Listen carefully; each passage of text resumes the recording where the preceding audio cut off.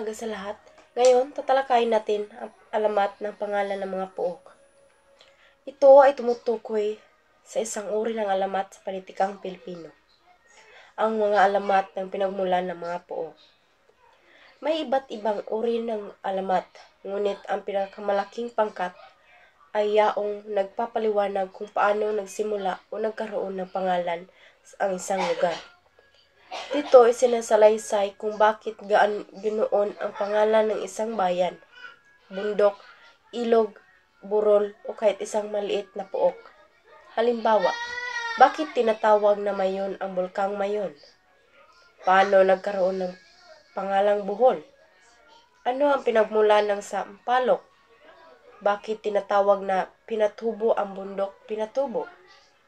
Ang mga kwentong ito ay hindi tinuturing na tunay na kasaysayan, ngunit mahalaga sila dahil ipinapakita nila ang paniniwala, imahinasyon, kultura at nagpapahalaga ng mga sinaunang Pilipino. Sa madaling sabi, ito ay uri ng alamat na nagpapaliwanag sa pinagmulan ng pangalan ng pook. At dahil napakarami nito sa ating panitikan, itinuturing itong pinakamalaking pangkat ng mga alamat sa Pilipinas. Ipinapangalan ang isang pook sa mga tao, lalo na iyong mga magsing irog gaya ng Mindoro na hinahango sa mga pangalan ni Mina at Duro. Ito ay tumutukoy sa isang uri ng alamat na nagpapaliwanag kung paano nakuha ng isang lugar ang pangalan nito mula sa mga tao, lalo na sa mga magsing irog o magkasintahan. Sa ganitong alamat, pinagdugtong o pinagsama ang mga pangalan ng dalawang tao upang mabuo ang pangalan ng isang pook. Halimbawa, Mindoro, sinasabing nagmula sa pinagsamang pangalan ni Mina at Duro. Ito ay alamat na nagpapaliwanag kung paano nakuha ng isang pook ang pangalan nito mula sa mga tao, kadalasan mula sa magsing irog, bilang paraan upang ipakita ang kultura, imahinasyon at paniniwala ng mga Pilipino. Hinango ang pangalan ng pook sa isang halaman o anumang bagay na doon natagpuan, gaya ng lukban na nakuha sa nakitang puno ng lukban na sa lugar. Ito ay tumutukoy sa isang uri ng alamat ng pinagmulan ng mga lugar kung saan ang pangalan ng isang pook ay nagmumula sa isang halaman, hayop o bagay na natagpuan o sagana sa lugar.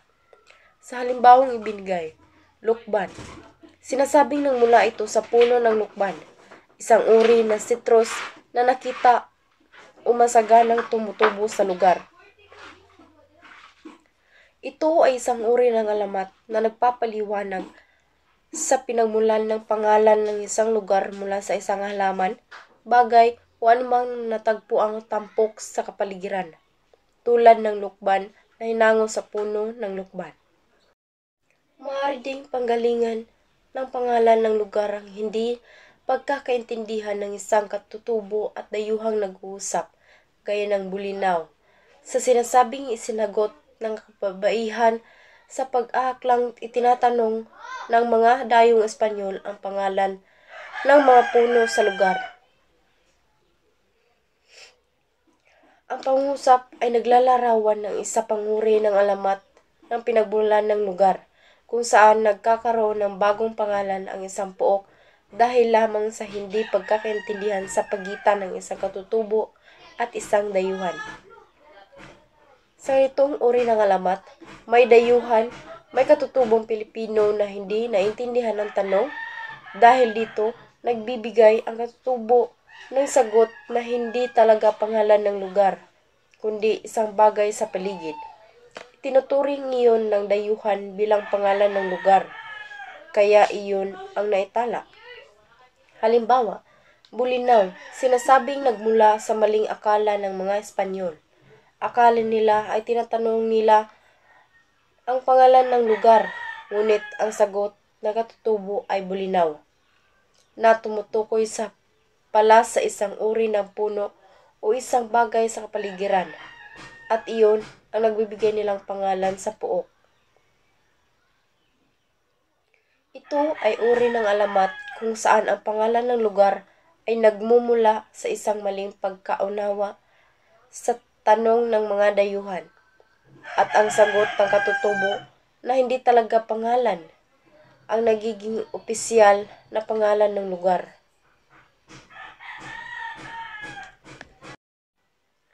Nagiging pangalan ng isang pook ang pinaikling pahayag ng tauhan sa alamat, gaya ng taga-Tay mula sa taga-Itay. Ito ay tumutukoy sa isang uri ng alamat kung saan ang pangalan ng isang lugar ay nagmumula sa pinaikling salita o parirala na madalas ay naibulalas ng tauhan sa kwento. Sa madaling sabi, isang pahayag ang sinasabi ng tauhan at ang pinaikling tunog nito ang nagiging pangalan ng pook. Halimbawa, Tagaytay. Sinasabing nagmula ito sa sigaw na taga-Itay. Ayon sa alamat, may batang nakakita ng tumatakbong baboy damo o mabangis na hayop, kaya sumigaw siya sa kanyang ama ng taga-Itay upang sabihing tagain ang hayop. Kalaunan, ang madalas na pagbanggit ng pariralang iyon ay nagiging pinaikling Tagaytay sa isang naging pangalan ng lugar. Ito ay uri ng alamat kung saan nagiging pangalan ng isang lugar ang pinaikling pahayag o sigaw ng tauhan sa kwento, tulad ng pagbuo ng Tagaytay mula sa taga-Itay. Ginugunita ng pangalan ng isang pook ang hindi malilimutang pangyayaring naganap doon, gaya ng tinangisan na ipinangalan sa isang pook sa Palawan na nariringgan daw ng pagtangis ng mag-ama na nauulila sa ina. Ito ay tumutukoy sa isang uri ng alamat kung saan ang pangalan ng isang lugar ay nagmumula sa isang malungkot, makabuluhan o hindi malilimutang pangyayari na naganap doon. Sa halimbawang ibinigay, tinangisan, sinasabing ipinangalan ito sa isang lugar na sa Palawan dahil naririnig daw ang pagtangis o pag-iyak ng mag-ama na naulila sa ina. Kaya ang salitang tinangisan, pinag-iyakan o pinagtangisan ang naging pangalan ng pook. Ito ay uri ng alamat kung saan nagiging pangalan ng isang lugar ang isang makabuluhang pangyayari sa naganap doon, bilang paraan ng paggunita at pagpapanatili ng alala, gaya ng lugar na tinatawag na tinangisan dahil sa malungkot na pagtangis ng mag-ama. Ang pangalan ng ibang pook ay simpleng naglalarawan dito, gaya ng Iloilo mula sa Irong-Irong o pagiging hugis-ilog ng pulo. Ang pangungusap ay tumutukoy sa isang uri ng alamat na pinagmulan ng pangalan ng lugar kung saan ang pangalan ng pook ay nagmumula lamang sa paglalarawan ng hitsura o anyo nito. Sa halimbawang ibinigay, Iloilo, sinasabing nagmula sa Irong-Irong na tumutukoy sa hugis-ilog o hugis-ilog na anyo ng pulo o ng bahagi ng lupaing iyon. Dahil ang lugar ay may kurba o hugis na kahawig ng isang ilong o ilog, ang salitang naglalarawan sa hugis na iyon ang naging pangalan ng pook. Dito naman tayo sa elemento ng alamat. May 3 elemento ang alamat: simula, gitna at wakas. Ang unang elemento ng alamat ay ang simula.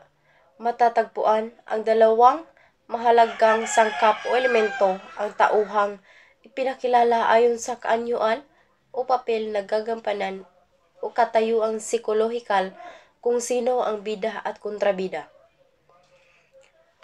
Sa isang kwento o alamat, mahalagang bahagi ang mga tauhan. Sila ang nagbibigay buhay sa mga pangyayari. Kapag sinasabing matatagpuan ang dalawang mahalagang sangkap o elemento, tinutukoy dito ang bida at kontrabida. Ang bida, ito ang pangunahing tauhan o karaniwang gumagawa ng mabuti. May mabuting hangarin.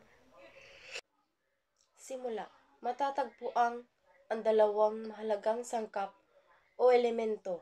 Una ay ang tauhan. Ang tauhang ipinakilala ayon sa kaanyuan o papel na gagampanan o katayuang psikolohikal kung sino ang bida at kontrabida. Sa isang kwento o alamat, mahalagang bahagi ang mga tauhan. Sila ang nagbibigay buhay sa mga pangyayari. Kapag sinasabing matatagpuan ang dalawang mahalagang sangkap o elemento, tinutukoy dito ang bida at kontrabida. Ang bida, ito ang pangunahing tauhan na karaniwang gumagawa ng mabuti, may mabuting hangarin o siyang sinusubaybayan ng mga mambabasa. Siya ang nakararanas ng suliranin at nagsisikap na malalampasan ito. Ang kontrabida naman, ito naman ang tauhang na kumakalaban o humahadlang sa bida. Maari siyang magkaroon ng masamang hangarin o kaya naman may layunin na taliwas sa layunin ng bida, kaya nagkakaroon ng tunggalian. Sa madaling salita, mahalaga ang maayos na pagpapakilala sa bida at kontrabida upang maunawaan ng mambabasa kung bakit naganap ang tunggalian at kung paano umuusad ang kwento. Ang tunggaliang ito ang nagbibigay ng direksyon, damdamin at aral sa isang akda. Ang ikalawa ay ang tagpuan o ang pangyayarihan ng aksyon o eksena nang naghahayag ng panahon, kung tag-init o tag-ulan, kung anong oras at kung saang lugar. Ang tagpuan ay ang lugar at panahon kung saan naganap ang mga pangyayari sa isang kwento o alamat. Ito ang ikalawang mahalagang elemento dahil nakatutulong ito upang maunawaan ng mambabasa kung saan at kailan umiikot ang kwento. Kasama sa tagpuan ang una, lugar, maaring sa bundok, baryo, lungsod, gubat o kahit sa isang mahiwagang kaharian. Pangalawa, panahon. Kung tag-init, tag-ulan, araw, gabi, umaga o hapon. Pangatlo, kondisyon ng kapaligiran. Tulad ng panahon o klima, katahimikan ng lugar o pagiging abala ng kapaligiran. Sa madaling salita, ang tagpuan ang nagtatakda ng kalikasan at atmosfera ng kwento. Ito ang nagsisilbing intamblado kung saan nagaganap ang lahat ng aksyon. Dito naman tayo sa gitna. Dito makikita ang banghay o ang maayos na pagkasunod-sunod ng mga tagpo o eksena.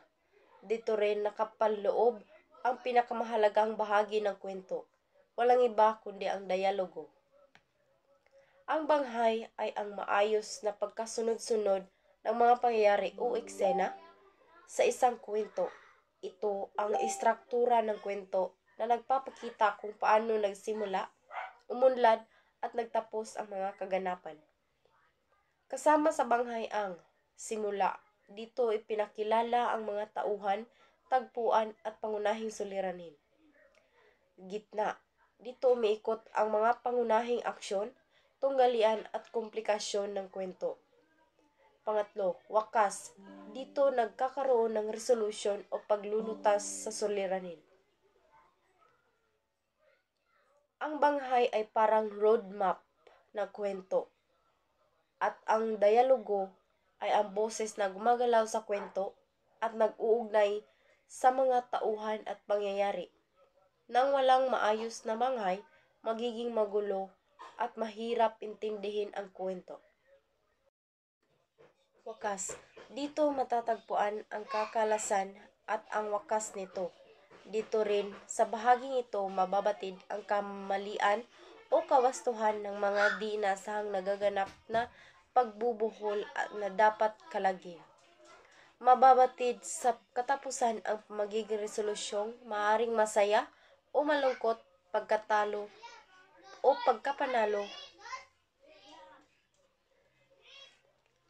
Ang bahaging ito ay tumutukoy sa kakalasan at wakas ng kwento, na bahagi ng banghay na kilala rin bilang climax at resolution.